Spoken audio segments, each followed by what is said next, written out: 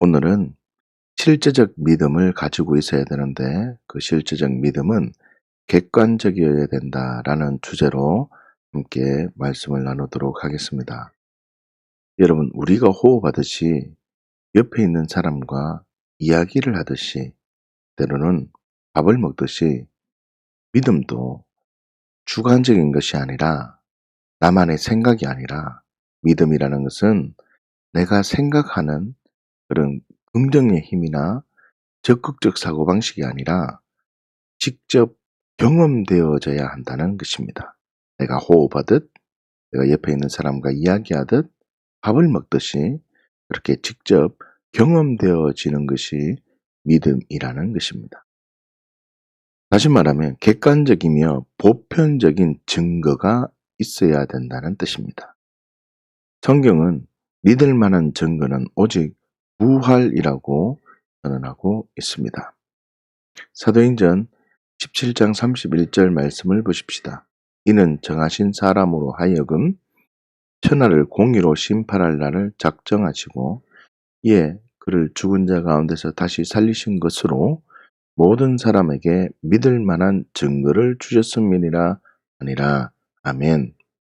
개인적인 간증이나 경험을 믿을 만한 증거가 되는 것이 아니라 내가 경험되어진 것을 붙들고 신앙생활해야 되는 것이 아니라 모든 사람들에게 믿을 만한 증거를 주셨다라고 말합니다.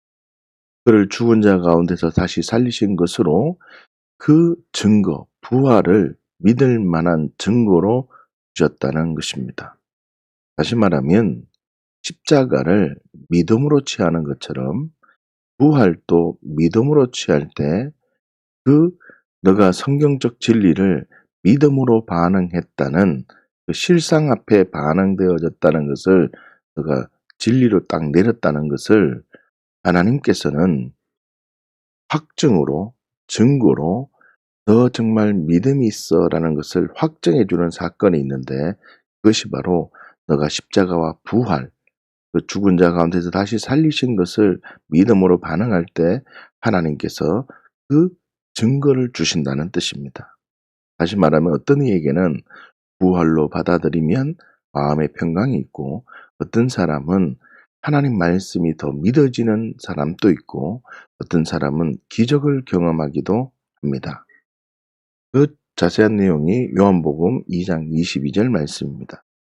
죽은 자 가운데서 살아나신 후에야 제자들이 이 말씀하신 것을 기억하고 성경과 예수께서 하신 말씀을 믿었더라. 아멘. 부활, 이 부활이 직면될 때, 다시 말하면 죽은 자 가운데서 살아나신 후에야 부활이 믿어질 때 성경과 예수께서 하신 말씀을 믿었다는 것에 주목하셔야 됩니다. 부활이 믿어지면 내가 하나님 말씀 앞에 믿음으로 반응되어지면 하나님은 반드시 사랑을 부어주시는데 그 사랑은 어떤 이에게는 성경이 믿어지고 어떤 이에게는 마음의 평강이 오고 어떤 이에게는 육체적 치유가 일어나고 어떤 이에게는 놀라운 기적을 경험하게 된다는 것입니다. 이 부활이 얼마나 중요한 것이냐면 로마서 14장 8절에서 9절 때문에 이 부활이 중요한 것입니다. 우리가 살아도 주를 위하여 살고 죽어도 주를 위하여 죽나니 그러므로 사나 죽으나 우리가 주의 것이로다. 이를 위하여 그리스도께서 죽었다가 다시 살아나셨으니 곧 죽은 자와 산 자의 주가 되려 하심이라. 아멘. 여러분 8절 말씀해 보시면 살아도 주를 위하여 살고 죽어도 주를 위하여 죽을 수 있는 이유는 뭐라고 말합니까? 9절을 보시면 그리스도께서 죽었다가 다시 살아나셨기 때문입니다. 다시 한번 보십시오. 예수님을 믿는다는 말은 예수님이 주인이 바뀌어졌다는 말입니다. 여러분, 예수님을 믿는다는 말을 어렵게 설명하시면 안 됩니다. 이해하시면 안 됩니다. 예수님을 믿는다는 말은 주인이 바뀌어졌다는 말입니다. 누구로요? 예수님으로. 예수님을 주인으로 고백할 수 있는 것은 부활이 믿어질 때만 가능한 것입니다. 다시 말하면 살아도 주를 위하여 살고 죽어도 주를 위하여 죽는 것. 다시 말하면 하나 죽으나 우리가 주님의 것입니다 라는 이 믿음의 고백, 하나 죽으나 우리가 주님의 것입니다 라는 이 고백을 위하여 9절에 뭐라고 선언합니까? 이를 위하여 라는 말에 주목해야 됩니다. 이를 위하여. 하나 죽으나 주의 것으로 주인이 바뀌어지는 것을 위해서 예수님께서는 죽었다가 다시 살아나셔서 죽은 자와 산 자의 주가 되려 하기 때문입니다. 다시 말하면 경험과 체험으로 내가 예수님을 믿는다라는 것이 아니라 부활 앞에 직면이 되어져서 그 부활의 진리로 내가 사나 죽으나 주님의 것입니다 라고 고백되어져야지만 십자가가 능력이 있는 것입니다. 십자가, 모든 죄와 저주가 끊어지는 그 십자가는 그 부활이 있기 때문에 십자가가 더욱더 빛나는 것입니다. 그런데 우리는 경험이나 체험으로 나는 신앙이 든든해지려고 합니다. 우리의 신앙의 고백이 어떤 내 삶 속에 어려운 문제나 힘듦이 왔을 때에 그 힘듦 속에서 나는 어떻게 해결되어졌습니다 라고 간증하는 것인데, 그 간증 속에 십자가와 부활이 결론 내어지고 기본이 되어졌을 때 그 사람은 건강한 믿음, 객관적인 믿음을 가지고 있다.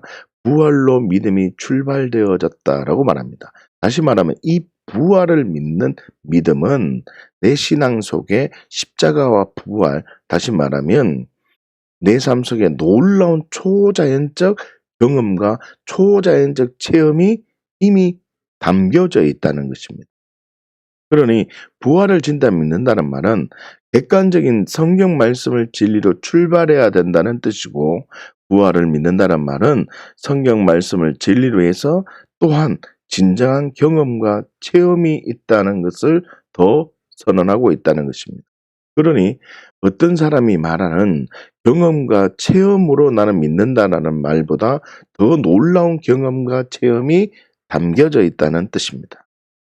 예수님을 믿는 사람이라면 하나님의 말씀을 객관적 기준으로 삼고, 부활, 성경 말씀이죠. 나의 주관적 생각을 어디로 결론 지어야 됩니까? 말씀, 객관화시키는 그 작업, 실제적 믿음이 필요하다는 것입니다.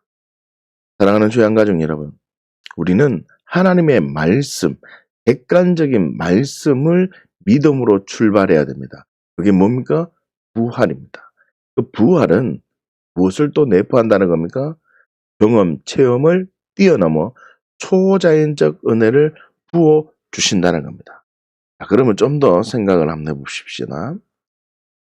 믿음이 객관적이며 보편적이어야 한다는 것을 좀 더 구체적으로 생각을 해야 되고, 지금 히브리서 11장 1절 말씀은 참으로 중요한 진리 체계입니다. 집중해서 한번 들어보십시오. 히브리서 11장 1절 말씀을 보십시다. 믿음은 바라는 것들의 실상이요 보이지 않는 것들의 증거니라고 말합니다. 믿음은 바라는 것들의 실상이며 믿음은 보이지 않는 것들의 증거라고 선언하고 있습니다. 여러분, 믿음은 바라는 것들의 실상이라는 뜻은, 믿음이라는 것은 기대하고 소망하는 것이 실상이 되어져야 한다는 말입니다. 잘 들으셔야 돼요. 이 실상이라는 것은 히포스타시스라는 단어로 본질, 실체, 확신, 계획이라는 의미로 개인적인 믿음이나 개인적인 확신이나 개인적인 계획이 아니라, 믿음은 객관적이어야 된다 했잖아요. 믿음은 누구나 공감할 수 있는 믿음, 누구나 공감할 수 있는 확신, 누구나 공감할 수 있는 계획, 객관적인 것들이 뭐라고요? 실상이 되어져야 한다는 것입니다. 지금 이해하십니까? 그렇다면 그 실상은 하나님의 말씀으로 실상이 되어져야 한다는 것입니다. 다시요. 그렇기 때문에 믿음은 객관적이라는 것입니다. 믿음은 바라는 것들의 실상이다라고 지금 선언하잖아요. 믿음은 바라는 것들의 실상이다. 이 실상이 뭐라면 이 객관적인 것이어야 된다는 것입니다. 누구나 공감할 수 있는 것이어야 된다는 것이죠. 하나님 말씀으로 진리로 내릴 때 그 믿음이 객관적인 믿음, 건강한 믿음이라는 것입니다. 이해하셨습니까? 믿음은 바라는 것들의 실상. 무엇을 바라야 된다고요? 하나님 말씀, 실상, 누구나 공감할 수 있는 것을 바라야 된다. 기대해야 된다. 여기까지 이해하셨습니까? 자, 그러면 두 번째로 믿음은 뭐라고 선언하고 있습니까? 뒤에 보시면 보이지 않는 것들의 증거다라고 하잖아요. 요거를 조금 생각해 보십시다. 여러분, 믿음은 보이지 않는 것들의 증거라는 뜻은 믿음은 그렇게 바라던 실상, 객관적인 실상 말이죠. 하나님 말씀이라는 거죠. 그 실상이 보이지 않는 것들의 증거로 확증해 준다는 선언입니다. 확정이 있다는 것입니다. 다시 말하면 증거는 엘렌코스라는 단어로 증거, 확신, 책망이라는 의미로 보이지 않는 것이 있다는 그 명확한 증거, 보이지 않는 것이 있다는 명확한 확신, 보이지 않는 것이 있다는 명확한 책망을 주신다는 것입니다. 그러면 내가 그토록 바라던 것이 하나님 말씀이 진짜 있어라는 것에 대한 그 어떤 증거를 내게 주신다. 다시 말하면 내가 바라는 것에 대한 어떤 액션이 있다는 것입니다. 하나님에 대한.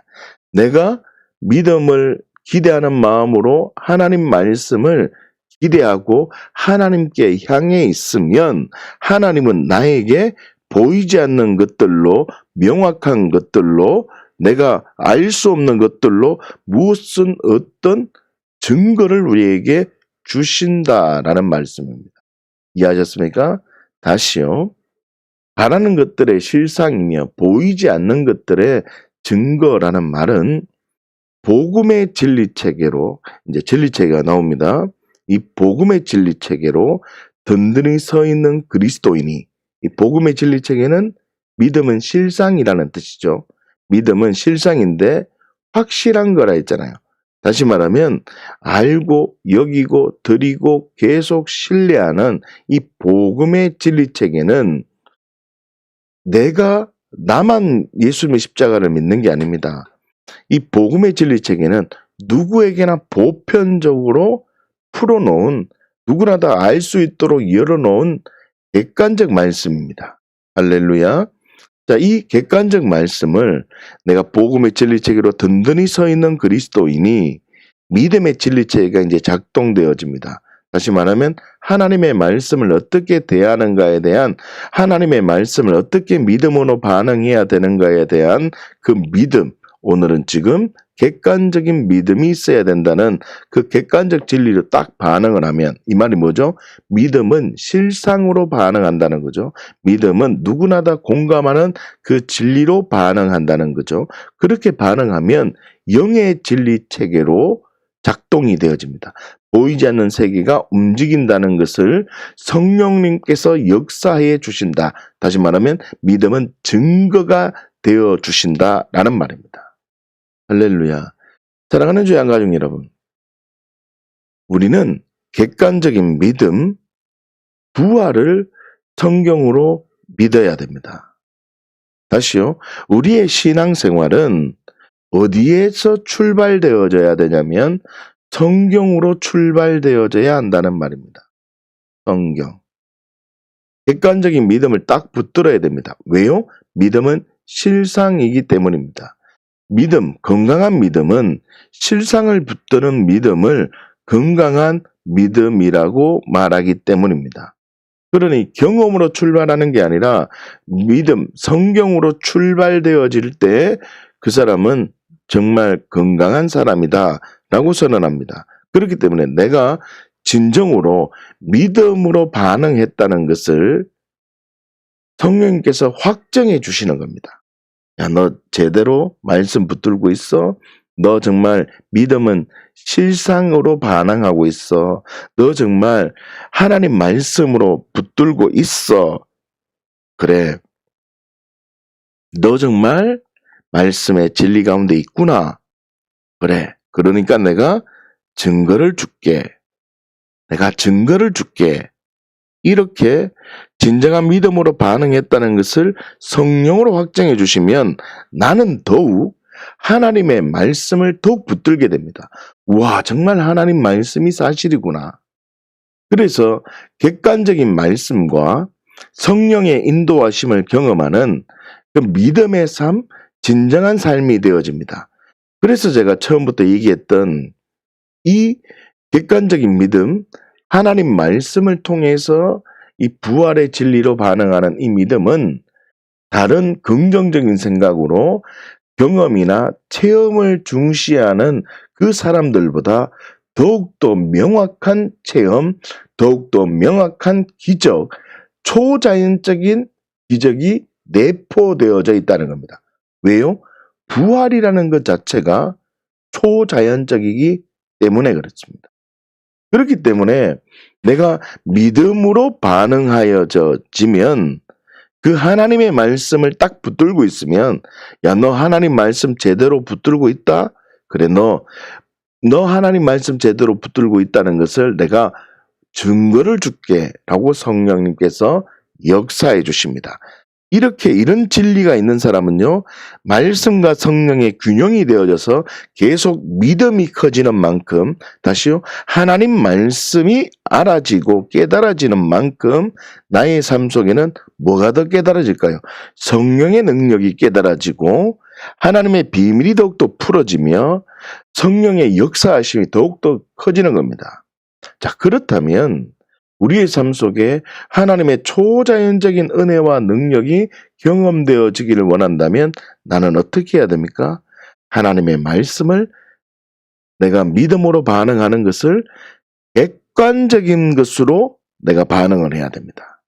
하나님 말씀에 순종할 때, 하나님 말씀에 복종할 때 하나님께서 부어주시는 그 사랑을 경험하는 그 진리로 나아가야 된다는 것입니다. 그렇기 때문에 믿음은 객관적이어야 된다라고 이야기하는 것입니다.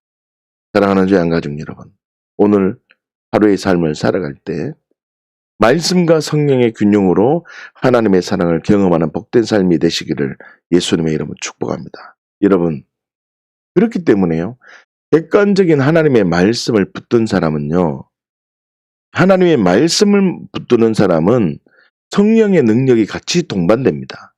이 말이 무슨 뜻이냐면 하나님의 말씀만 주장하는 사람만 아니라 성령의 능력도 경험되어진다는 거죠. 이 말은 무슨 뜻입니까? 말씀을 붙들고 말씀을 많이 하는 만큼 뭐가 더 전제가 되어진다는 말입니까? 기도의 삶이 더욱더 추가되어진다는 것입니다. 말씀을 만약에 이제 수리적으로, 산술적으로 보면 말씀을 내가 1시간을 보는 사람은 기도도 어떻게 한다고요? 1시간을 보는 삶을 살아갑니다. 그래서 기도하는 시간, 말씀 보는 시간이 어떻게 균형을 세워지는 거죠. 십자가에서 그 고통을 당하신 예수님처럼 부활의 능력이 그만큼 커지는 것처럼 우리의 삶 속에 말씀과 성령의 균형이 되어질 때 그 사람을 건강한 사람, 진정한 톱니바퀴가 이루어지는 삶이라고 선언하고 있다는 겁니다. 사랑하는 주양가족 여러분, 오늘 하루 하나님의 은혜의 단비가 온 대지를 적셨습니다. 오늘 신성한 성령의 새바람과 은혜의 단비가, 성령의 비가 우리의 삶 속에 덮어서 정말 촉촉한 은혜, 감으로 메마른 땅에 은혜의 단비를 부어주셔서 적시듯이 우리의 삶 속에 풍성한 은혜가 항상 넘치는 정인의 삶이 되시기를 예수님의 이름으로 축복합니다.